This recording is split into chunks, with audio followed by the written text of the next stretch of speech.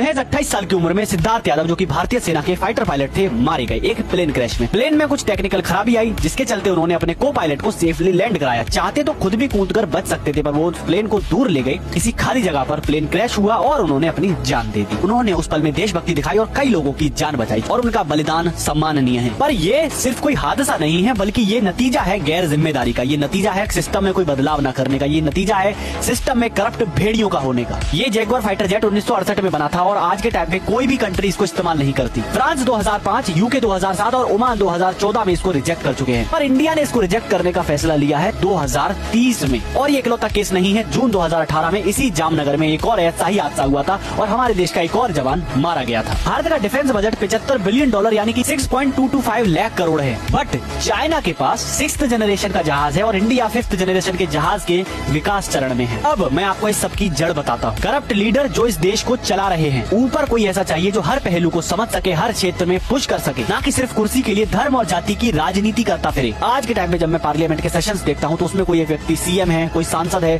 तो कोई किसी न किसी पोस्ट पर है, बट जब वो बात करता है तो क्या बोलता है? औरंगजेब, अकबर, बाबर, राणा सांगा, छत्रपति शिवाजी, धर्म, जाति, हिंदू, मुसलमान, बिना सिर पैर की बातें और भरपूर लोकप्रियता और बहुमत के साथ ये लोग जीत जाते हैं। इसके बावजूद भी कि कभी ये लोग कभी कोई बदलाव की, कोई सुधार की बात करते ही नहीं है। दोस्तों, डिफेंस को मजबूत बनाने में टेक्नोलॉजी का एक बहुत बड़ा सहयोग होता है और देश का टेक कैसे ग्रो करेगा ये डिपेंड करता है देश के एजुकेशनल एनवायरनमेंट पर। और भारत के जो जीनियस बच्चे हैं वो भारत में रहना नहीं चाहते। आईआईटी जैसे कॉलेजेस में सीट भी सिर्फ इसलिए चाहते हैं ताकि उन्हें इस देश से बाहर निकलने का एक मौका मिल जाए, जो कि सही भी है, क्योंकि अगर वो भारत में रुके तो उनको अपनी स्किल्स को इम्प्लीमेंट करने का कोई एक्सपोजर अच्छे से मिलेगा ही नहीं। पर ये जो राजनीतिक दीमक हैं, ये इस देश को खोखला कर रहे हैं, ये आप मान ही लो। भारत में राम राज्य नहीं चल रहा है और ना भारत कोई विश्वगुरु देश है। दिल्ली के विधानसभा चुनाव के दौरान 70 विधायक चुने गए, जिसमें से 31 विधायकों पर गंभीर क्रिमिनल चार्जेस है। वो कोई छोटे मोटे क्रिमिनल चार्जेस नहीं है, वो अटेम्प्ट टू मर्डर और रेप जैसे क्रिमिनल चार्जेस हैं। इसके बावजूद भी सबके सब नेशनल सिक्योरिटी में हैं और वर्ल्ड क्लास फैसिलिटी के अंडर हैं। साथ ही साथ टेंडर का पैसा खा खा के अपनी जेबें भर रहे हैं, सो अलग। और जिन लोगों पर ऐसे चार्जेस हो, उनसे कैसे उम्मीद की जाए कि वो कोई बदलाव लेकर आएंगे कभी भविष्य में?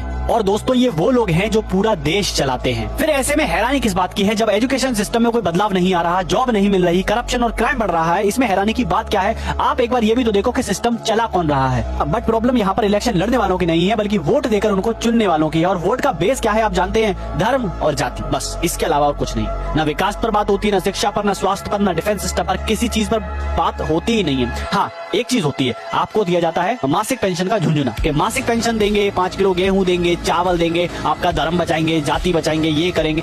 काम की बात नहीं होती। एट द एंड मैं यही कहूंगा कि सिस्टम पहले से ही बहुत खोखला है। भ्रष्टाचारियों को चुनकर और खोखला ना करें। मेरे YouTube का लिंक बायो में है। मैं मिलता हूँ आपसे अगली वीडियो में, तब तक के लिए जय हिंद।